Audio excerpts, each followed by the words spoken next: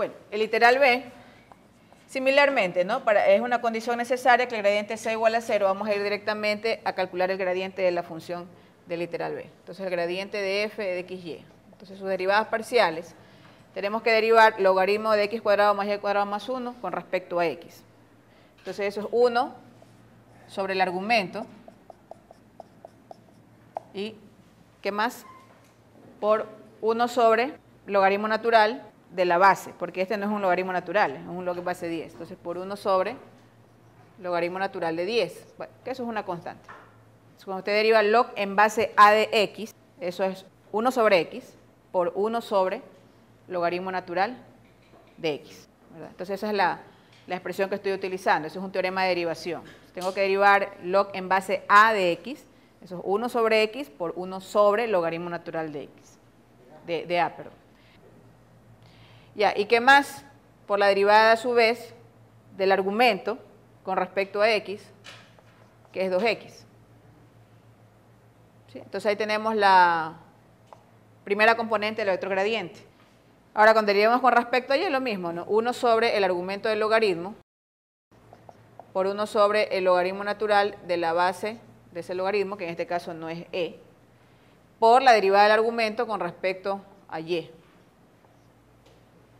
Y esto hay que igualarlo al vector 0, 0. Entonces, esto equivale a decir que 2x sobre x cuadrado más y cuadrado más 1 por logaritmo natural de 10 es igual a 0 y 2y sobre x cuadrado más y cuadrado más 1 por logaritmo natural de 10 es igual a 0. ¿Ya? Ahora, para que esto sea igual a 0, esto es sí y solo sí, porque el denominador no va a ser 0, el numerador debe ser 0 en esta fracción, ¿verdad? Entonces sí y solo sí, 2x es igual a 0, y acá lo mismo, ¿no? Sí y solo sí, 2y es igual a 0. Y esto a su vez es sí y solo sí, x es igual a 0, y sí y solo sí, y es igual a 0. Por lo tanto, tenemos otro punto crítico. Bueno, que en este caso coincide que es 0, 0. Porque como les decía al inicio de la clase, estos son ejemplos más bien conceptuales, ¿no? Para ilustrar cómo funciona el teorema. Y que los podemos corroborar gráficamente. Ahora vamos a calificar con la matriz hessiana si en ese punto crítico tenemos máximo relativo, mínimo relativo o punto de silla. Ahora necesitamos la segunda derivada de f con respecto a x. Entonces esta es la primera derivada, hay que volver a derivar. A ver, veamos cómo nos queda. Este 1 sobre el logaritmo natural de 10 es una constante. Bueno, 2 podemos poner aquí, ¿no? Entonces lo que vamos a derivar es x sobre x cuadrado más y cuadrado más 1.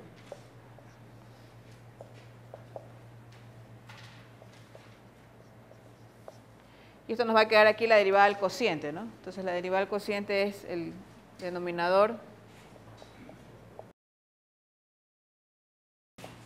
al cuadrado, la derivada del numerador que es 1 por el denominador, menos el numerador que es x por la derivada del denominador con respecto a x, que es 2x por x, menos 2x al cuadrado, ¿verdad? Y simplificando,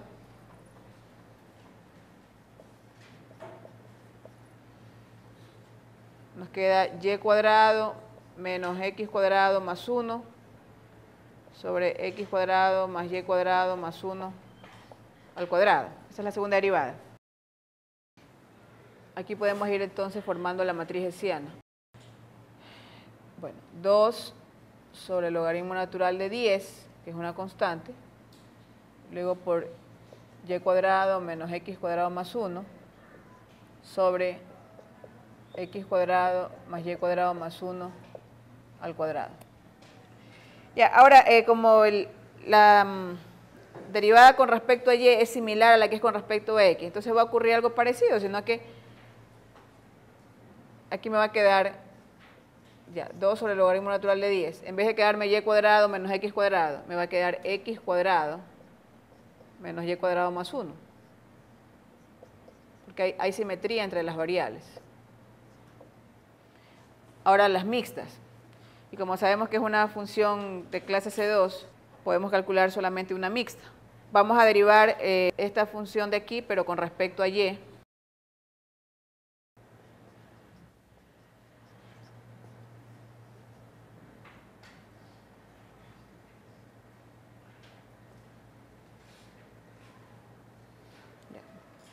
Vamos a poner aquí un subíndice, ¿no? Esta fue con respecto a x y ahora lo vamos a derivar con respecto a y para la mixta. Entonces, si lo derivamos con respecto a y, x es constante para y, entonces esto nos queda 2x sobre el logaritmo natural de 10. Y lo podemos derivar como x cuadrado más y cuadrado más 1 a la menos 1. ¿Ya? Entonces eso es menos 1 por x cuadrado más y cuadrado más 1, que está elevado a la menos 1, le resto 1 y queda la menos 2. O sea, me va a quedar 1 sobre x cuadrado más y cuadrado más 1 al cuadrado. Ya, entonces la mixta es menos 2x sobre logaritmo natural de 10 por x cuadrado más y cuadrado más 1 al cuadrado, ¿no? Como es de clase C2, la mixta primero con respecto a y luego con respecto a x es la misma. La matriz hessiana es simétrica, en este caso, ¿no? Que es una función de clase C2. Aquí, por ejemplo, la matriz hessiana queda en función de XY. Entonces aquí vamos a evaluar el punto crítico, que obtuvimos 0, 0, es el único punto crítico. Entonces cuando reemplacemos aquí, nos va a quedar, bueno, aquí 1 sobre 1, ¿no? 2 sobre el logaritmo natural de 10. Acá nos va a quedar 0, 0, y aquí nos va a quedar también 2 sobre el logaritmo natural de 10. Y tenemos el caso pues de que también es una matriz diagonal. Sus valores propios en este caso son los elementos de la diagonal. Lambda 1 es 2 sobre el logaritmo natural de 10 y 2 sobre... Bueno, el valor no nos interesa tanto, lo que nos interesa es el signo. ¿Qué podemos decir? Son positivos, ¿verdad? Entonces, la matriz hessiana en ese punto x sub 0 es positiva. Y si la matriz es calificada como positiva, quiere decir que f de x sub 0 es mínimo relativo de f. Claro. Para que ustedes tengan una idea cómo es la gráfica de esta función, porque en este caso lo podemos mirar gráficamente. Podemos observar que cuando el xy tomen el valor de 0, 0, ¿no? Tenemos log de 1, que es 0. Y a medida que xy toman valores positivos o negativos, ¿no? X, como están elevados al cuadrado, x cuadrado más y cuadrado va a ser una cantidad que va a ser mayor que 0. Más el 1, entonces el argumento va creciendo para cualquier xy diferente de 0, 0. Y el logaritmo, en este caso, como la base es mayor que 1, también es creciente, pues el argumento crece, el logaritmo de una base que es mayor que 1 también es creciente, entonces va creciendo, por lo tanto el valor mínimo está en 0, 0. Se puede hacer la gráfica y se puede mirar pues que efectivamente en 0, 0 está el valor mínimo, de ahí la gráfica va extendiéndose para arriba.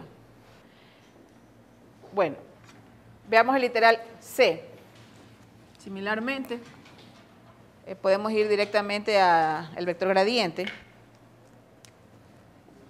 Entonces el gradiente de f es 2x menos 2y. Esto lo igualamos a 0, 0. También es una función diferencial porque vemos que es polinómica. Y esto equivale a que 2x es igual a 0 y menos 2y es igual a 0. Entonces esto implica que x es igual a 0 y que y es igual a 0. Conclusión, el punto crítico es 0, 0.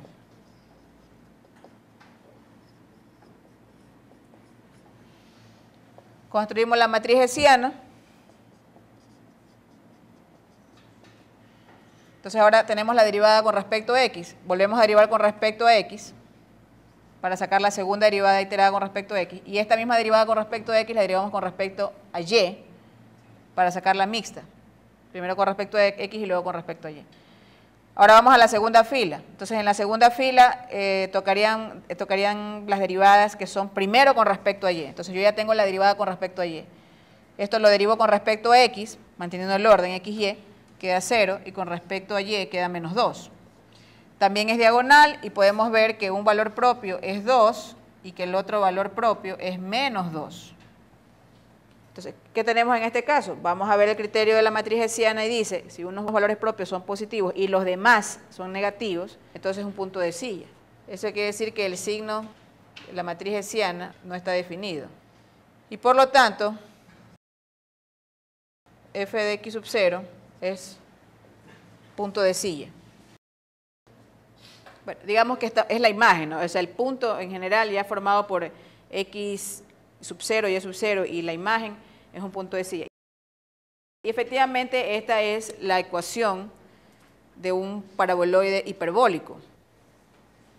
Y el punto de silla es 0, 0. Entonces para ciertos vecinos se comporta como un máximo relativo, para otros se comporta como mínimo relativo. O sea, en la misma vecindad hay puntos donde la imagen pues, es menor o igual que f de x sub 0 y hay otros puntos donde la imagen es mayor o igual que f de x sub 0. Entonces tiene ese comportamiento dual, podríamos decir, y es un punto de silla. Bien, entonces en general eso es lo que hacemos cuando una función es diferenciable. Ahora, ¿qué pasa cuando en una función tenemos puntos críticos donde no se puede utilizar estos criterios? Bueno, ahí hay que usar la definición. Determine, de ser posible,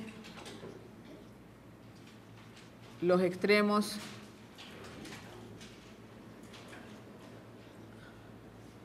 relativos de f de xy igual a la raíz cuadrada de x cuadrado más y cuadrado. Esto también para x y elemento R2 porque esta función pues no tiene problemas con su argumento siempre es positivo.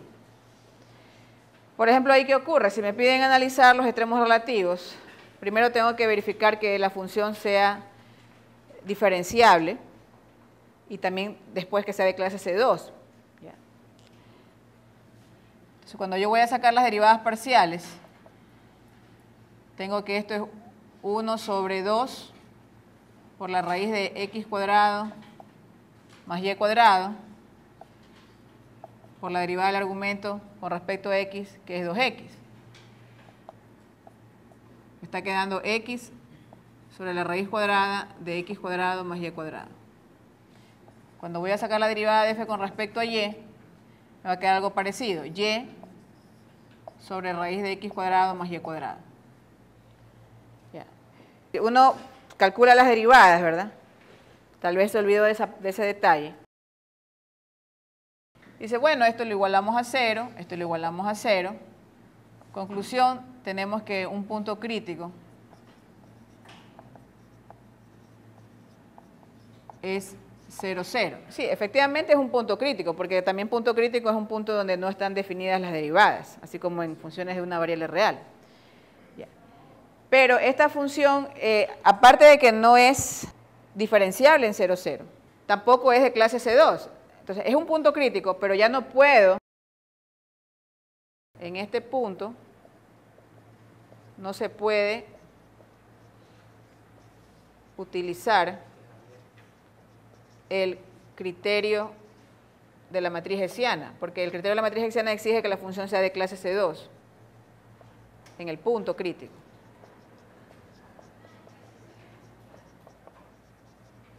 Aquí esta función no es diferenciable. Si ustedes ahora lo ven gráficamente, ¿qué representa la gráfica de f de xy igual raíz de x cuadrado más y cuadrado? Imaginemos f de xy es z, que generalmente es la variable que se toma como dependiente para construir la gráfica. Z igual a raíz cuadrada de x cuadrado más y cuadrado, ¿qué es? Una parte del cono elíptico.